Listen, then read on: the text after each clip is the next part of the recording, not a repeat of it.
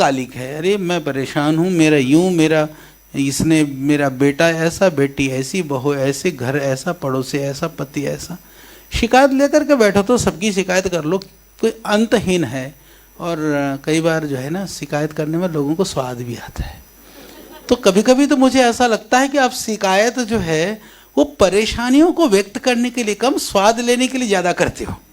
हाँ, कभी जरा विचार करके देखे ना, बड़ा रस आता है।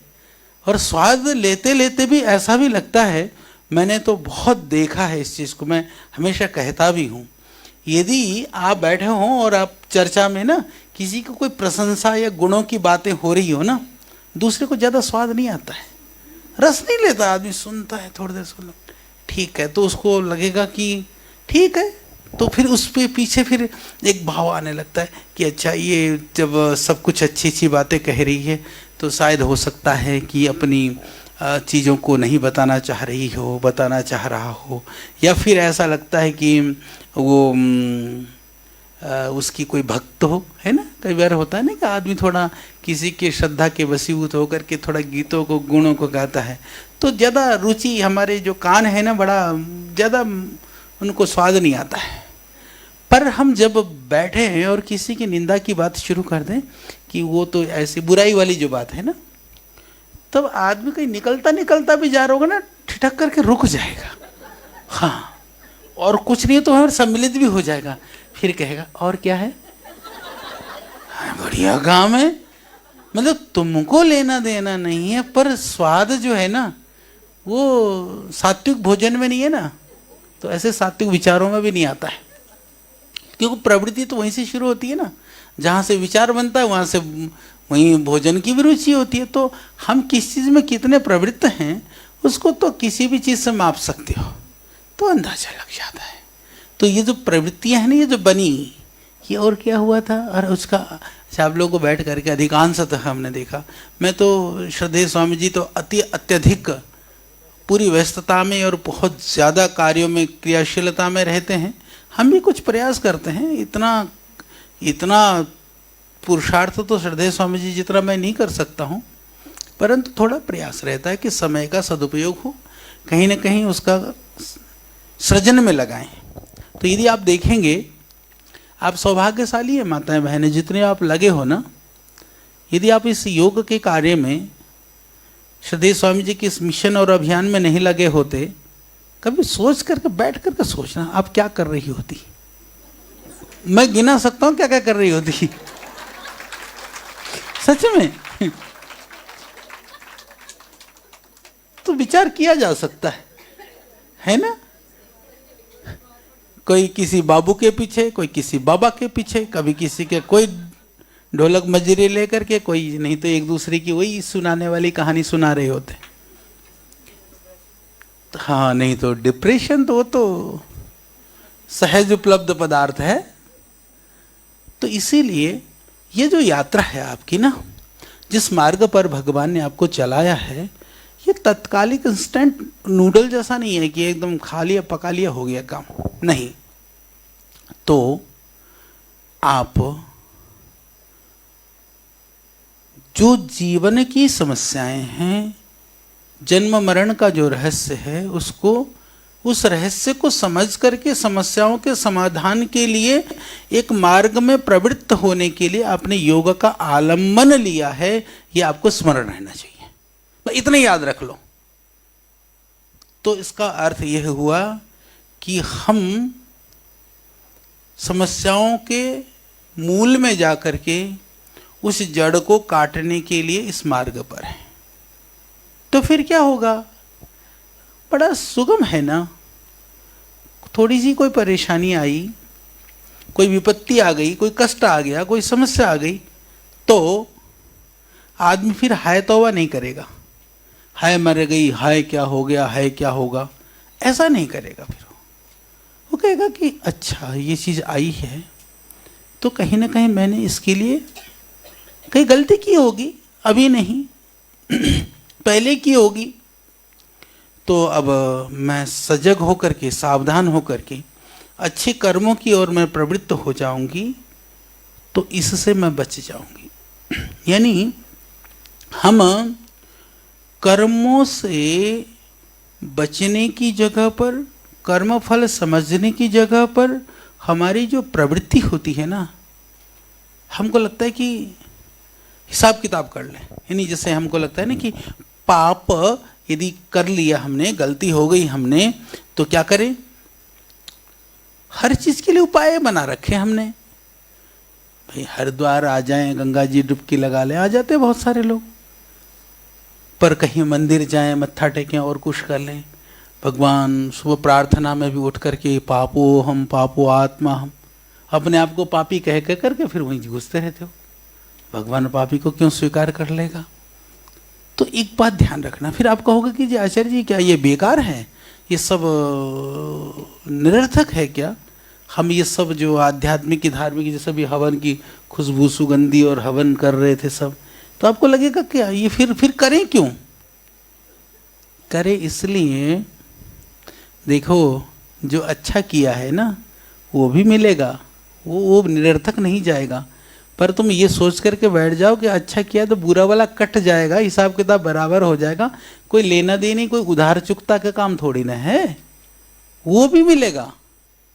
दुनिया के व्यवहार और कर्मफल में यह फर्क है, इसको समझे रखो आप, कि जो आपने अच्छा किया है वो भी मिलेगा और जो आपने बुरा किया वो भी मिलेगा। यदि अच्छा करने से बुरा कटने लग जाए तो दुख का कारण क्या है?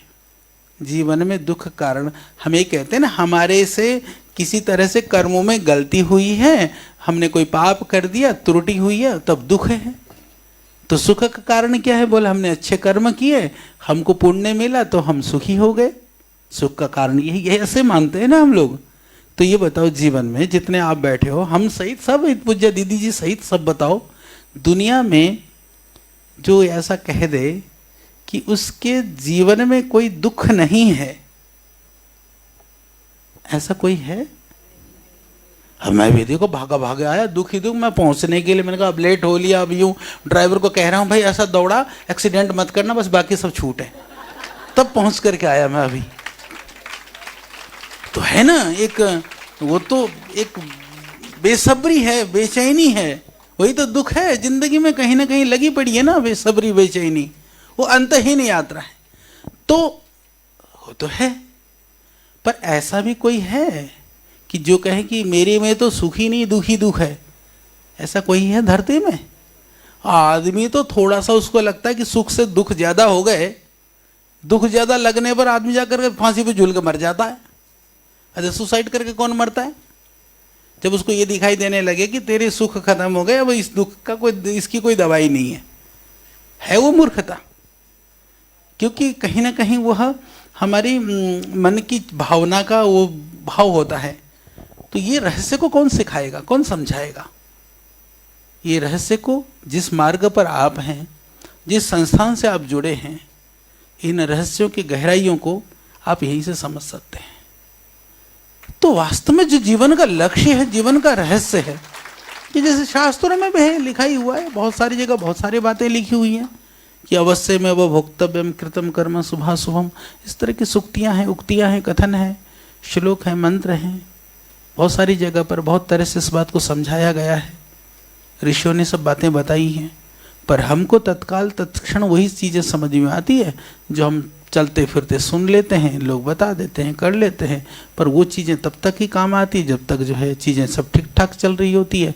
जब परेशानी आती है, जब कष्ट आता है, जब सारी विद्या काम करने बंद कर देती है। पर वो विद्या तब भी काम करती रहे, इसके लिए आप यहाँ जो है ना पतंजलि से जुड़े हुए हो। एक मेरे को कहानी याद आ रही, छोटी सी, एक गांव की बात है। पहले पहले क्या होता था ना, आप लोगों में से बहुत सारी बहनें होंगी जो जिनकी पृष्ठभूमि गांव से हैं, गांव से जुड़ी हुई है, अभी भी गांव की होंगी। तो यही इधर की बात है, इधर पश्चिम उत्तर प्रदेश की बात है। तो गांव भी बता दूंगा कहाँ की, सच्ची घटना है। तो हाँ, मुझे बहुत सारे गाँव का सब कहानियों को पता है। तो क्या होता था कि गांव में, जैसे अभी भी आप लोग कईयों के होंगे ना, पहले जैसे बेटी जैसे जो ब्याह करके चली गई होती थी, तो बेटी जब भी गांव में आकर के जब जाती थी ना, जितनी बार भी जाती थी, तो कई माताओं की आदत होता है रोने की पहले। अब तो लड़की ब्याह होकर जाती तो ना रोती, हाँ पहले जो है वो रोती थी सारे कि बिटिया जा रही है, वो कितनी बार भी आकर के जाए उतनी बार, तो कईयों का काम हु अपना रोने का ही धंधा। तो एक ऐसी थी, वो रोती रहती थी। अभी अभी चाचा की लड़की आई, अभी ताऊ की आ गई, अब पड़ोसिन की आ गई, आने का नंबर तो किसी किसी का लगता तो जाने का भी लगा रहता। वो उसको बेचारा वो जो है ना उसको झेलना पड़ता। आज उसके लिए रो रही है, कल उसके लिए रो रही है, परसों उसके लिए रो रही है। बहुत तंग हो लिया वो। बोला भाई मत रो, उसको खूब समझाता। बोले अच्छा इस बार बिल्कुल नहीं रहूँ, फिर जब जाने को हो जाए बाद में फिर वही शुरू हो जाए। परेशान। उन्हें सोचा करूं क्या, तो उसने क्या करा, उस समय वे चवन्नी अठन्नी चला करते थे ना, उस जमाने की बात है। तो उसने अठन्नी दे दी, बोले ये ले ले अठन्नी रख ले, उसकी लड़की अभी आई है ताऊ जी की या चाचा जी की, वो जाने वाली है, तो ऐसा करना तो रोना मत, है ना। बोले अच्छा नहीं रहूँगी, दे दो। अपने पल्लू पे अठन्नी, पहले माता बहनें बांधा करती थी ना, अभी तो कहाँ, अब तो उसका ज़माना आ गया, क्यूआर कोड मोबाइल से डायरेक्ट पेमेंट करें। तो जो है उस समय का ज़माने की बात थी अपने, और अठन्नी कोई काम भी ना आती, तो इसीलिए वो बांध करके अपने लटका करके अपने रखी रही। उसने कहा अब तो शायद शांति होगी, अठन्नी तो दे दी इसको, अब न रोएगी। तो फिर आ गई वो चाचा ताऊ की जिसकी भी पड़ोसिन कोई बिटिया आई, और उसको जाने का टाइम हो गया, वो जा रही। तो फिर वैसे ही रोवे वो, और जोर जोर से। उसने कहा भाई मैंने तो तेरे को अठन्नी दी थी और तूने कहा था मैं नहीं रहूंगी। तो कहती उखाड़ पल्लू में से निकाली, बोले ये ले लो तुम्हारी अठन्नी, ये धरी, मुझसे तो नहीं रुका जाता। तो ये जो अठन्नी फेंकने का काम है ना, ये हमको नहीं करना है। यानी हमको इतना दृढ़ और मजबूत होना है, क्योंकि देखो मुस्कुराहट की बात हो, हंसने की बात हो, और हमें हंसे मुस्कुराएं अच्छा लगता है और करना भी चाहिए। परंतु जब परेशानी की बात हो फिर भी चेहरे से मुस्कुराहट न जाए, ये विशेषता, ये विशेष बात है। तो जो आपकी जो चेहरे की मुस्कुराहट है, जो आपकी चेहरे की जो मधुरता है, वो हमेशा बनी रहे। आपको देख कर के आपके पारिवारिक जनों को, आपके घर में आपके माता हैं, पिता हैं, पति हैं, बच्चे हैं, जो भी हैं जिनके साथ आपको रहना है, जो आपके आसपास रहते हैं, आपके व्यवहार को, आपके स्वभाव को, आपकी शक्ल को देख करके उनको शांति की अनुभूति हो।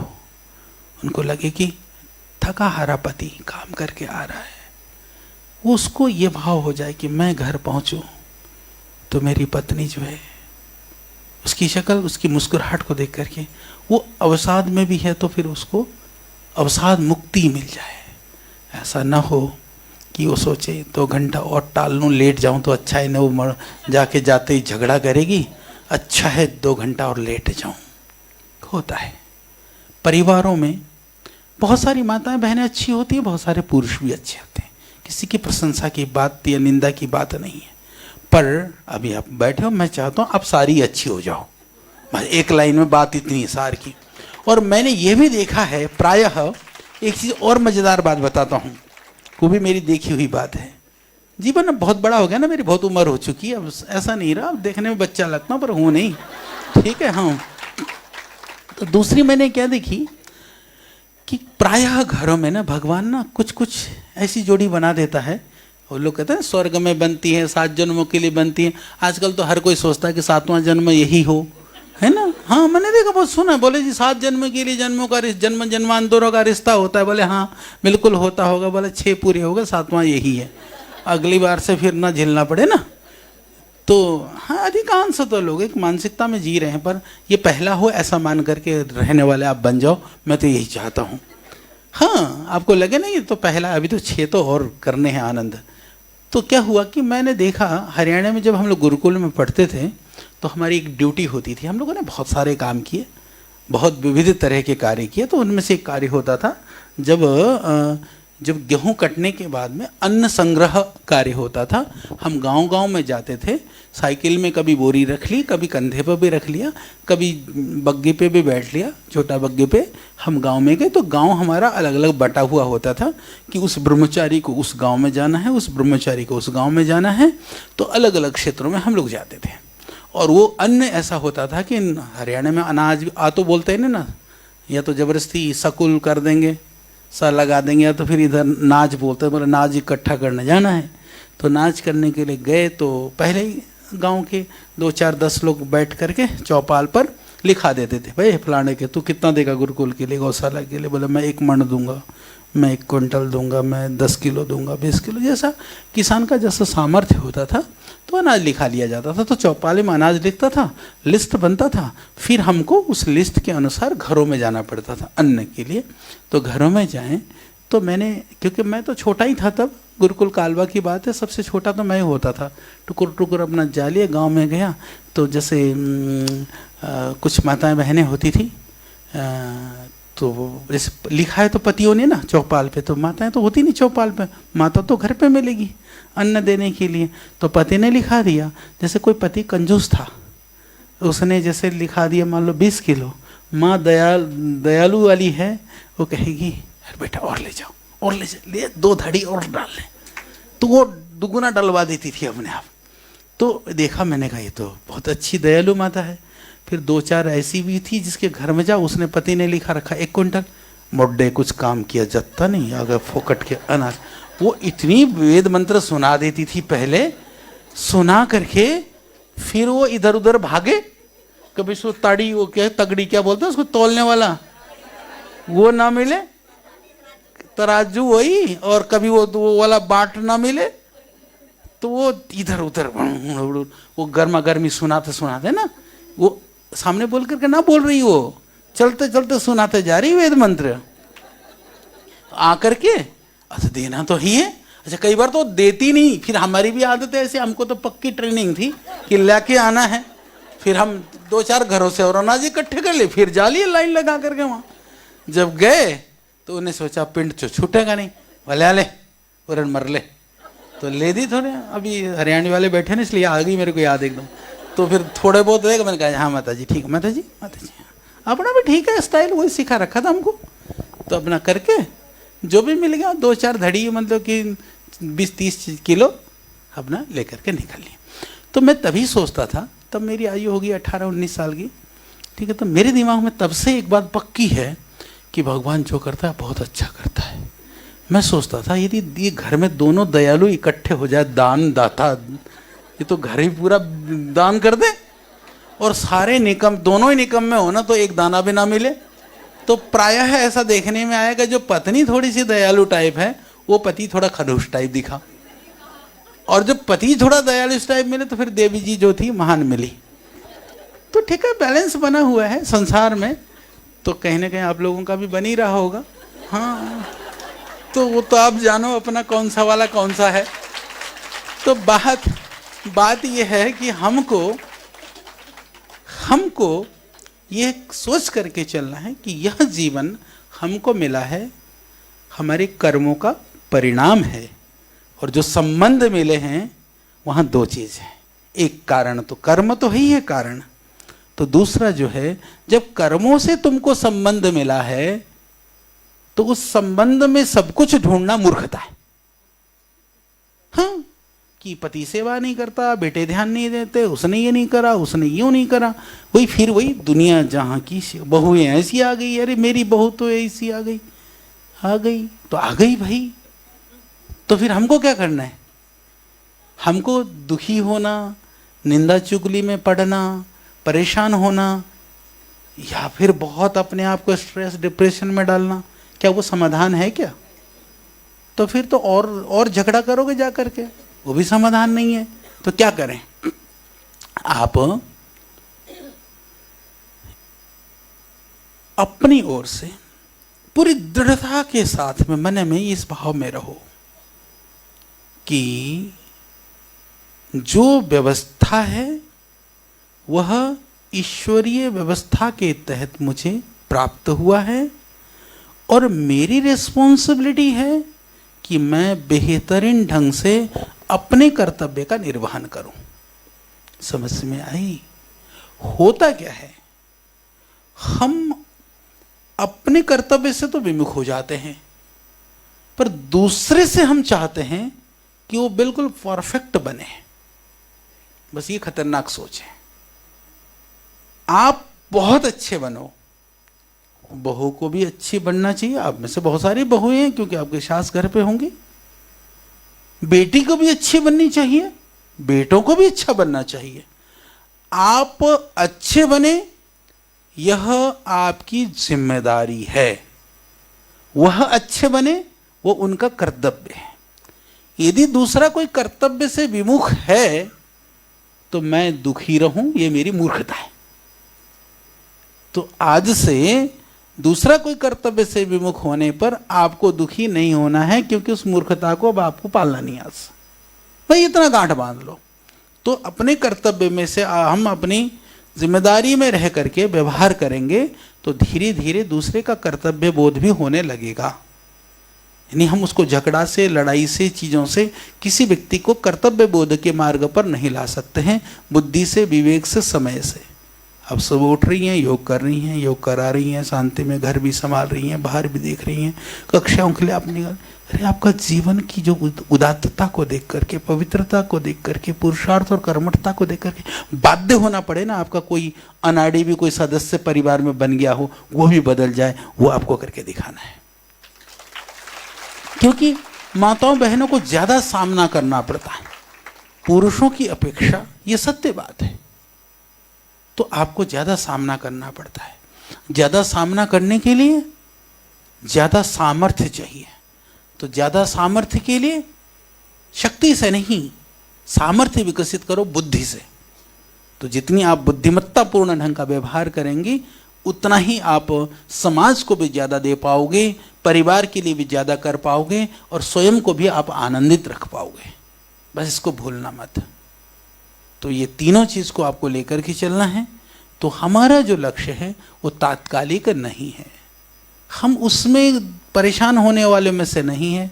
किसी ने कह दिया कि तुम्हारा ये राहु केतु खराब हो गया, तेरा ये चल रहा, तेरा वो हो गया, तेरा ऊपर हो रहा, तो होने दो ना, हो रहा होने दो। ऋषि दयानंद ने एक बहुत अच्छी बात कही थी। मैं हमेशा उस बात को मैं अपने जीवन में भी स्मरण करता हूँ, लोगों को भी बोलता हूँ। हम लोग गुरुकुल के पढ़े हुए हैं। ऋषि दयानंद ने एक बात कही थी। ऋषि दयानंद ने कहा कि धार्मिक और अधार्मिक होने के पहचान क्या है। हम प्राय ऐसा कह देते हैं ना कि धार्मिक तो सुबह शाम खूब पूजा कर रहे हो, खूब पाठ कर रहे हो, फिर ये कर रहे हो, एक प्रतीक है। धार्मिक तो या फिर तीला कंठी, माला, चोटी, और थोड़ा स्टाइल स्थूल है, वो हमको लगता है कि हाँ ये धार्मिक है। परंतु मैंने तो ऐसे भी धार्मिक देखे। लाला जी हैं दुकान में बैठे गल्ले पे, और अपना जो है अपना माला भी चला रहे हैं, और फिर जब देने की आई ग्राहक की बारी तो जो भी थोड़ा बहुत झूठ बोलना पड़ जाए, कोई फर्क पड़ता नहीं। तो इस तरह की जो व्यवहार, तो उसमें तो धर्म कहीं प्रतीत होता नहीं है। तो फिर धर्म का, धार्मिक होने का जो उसका जो उसकी जो पहचान है, उसका जो चिन्ह है कि हम धार्मिक, वो क्या है। तो बहुत सुंदर शब्दों में लिखते हैं कि पहाड़ जैसी विपत्ति आने पर भी जो अविचलित हो, समझ लेना वो धार्मिक है। कितनी सुंदर परिभाषा है। बाकी तो उस स्थिति में जीने के लिए प्रैक्टिस है, जो हम हर रोज कर रहे हैं ना। धर्म के लिए हम जप करते हैं, हम तप करते हैं, हम यज्ञ करते हैं, हम पूजा पाठ करते हैं, विभिन्न जो आध्यात्मिक की धार्मिक की जो क्रियाएं करते हैं, वह उसके लिए नहीं है। वह विपरीत परिस्थिति आने पर हमारा व्यवहार वो अविचलित रहे, हम अपने मार्ग से, अपने पथ से हम भ्रमित न हो, पथच्युत न हो जाएं, इसके लिए नित्य कर्म है। तो उसके लिए भी आप लोगों ने सुनी होगी, कहानी सुनाते हैं ना बहुत सारे लोग।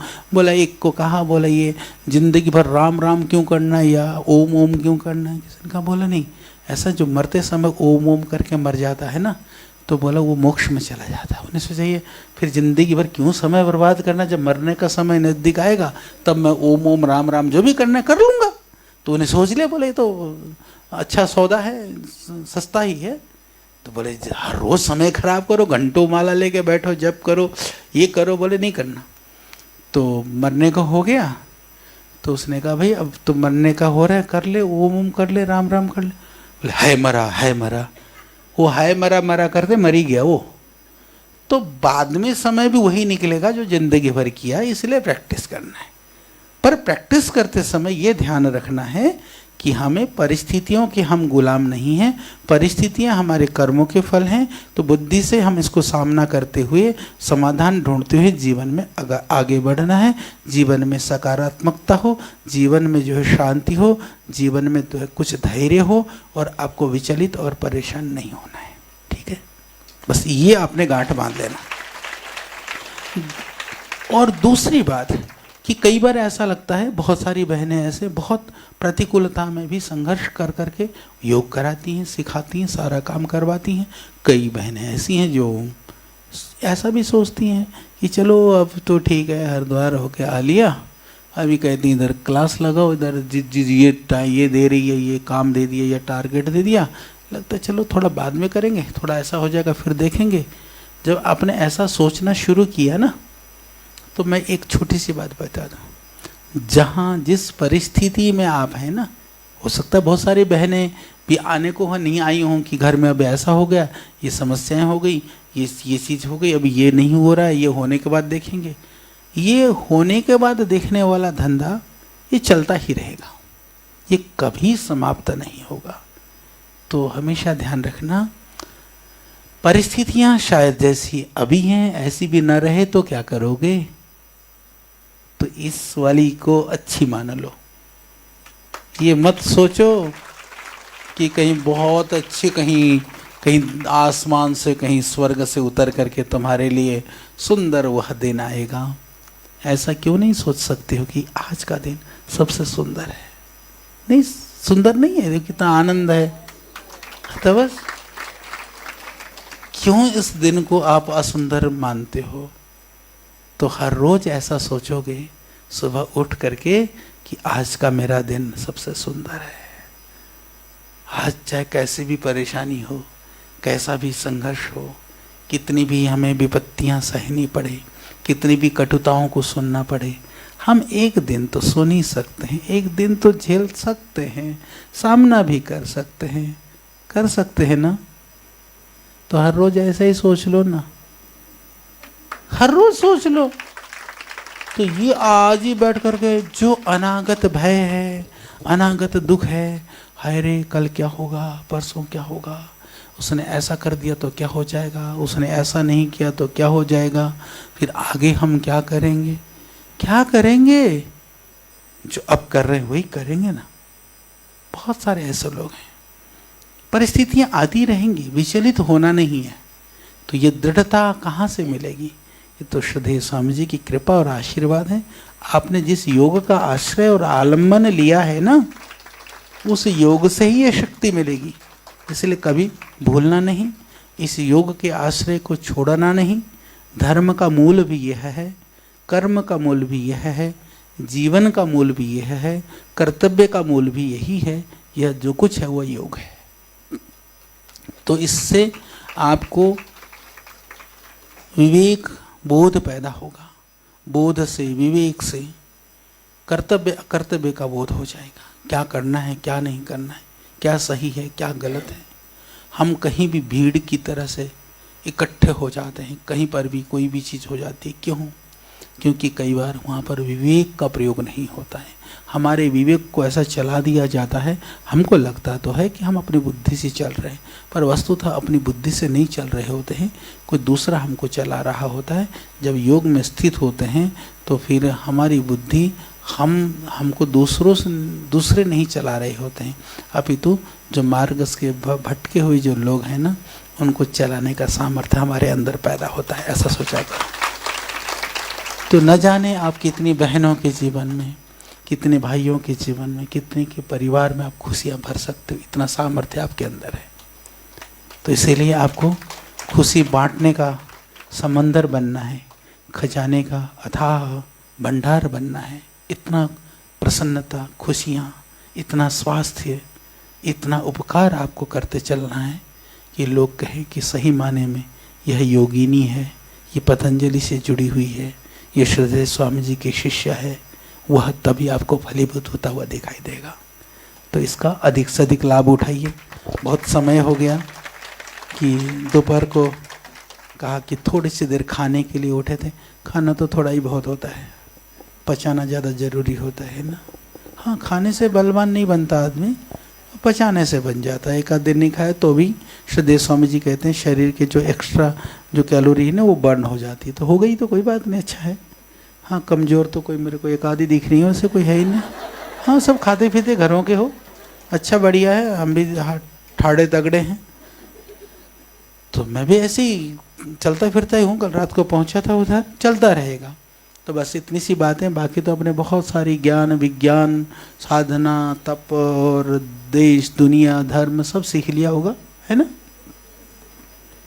तो अच्छी बात है, पर उसको इधर न जाए, ये इधर से इधर उतरे या उधर उतरे, वो ध्यान रख लेना जितना ग्रहण कर सको। क्योंकि बातें बहुत सारी वही होती हैं, परंतु हम अपने सामर्थ्य के अनुसार उसको ग्रहण कर पाते हैं या उसको अर्थ लगा पाते हैं।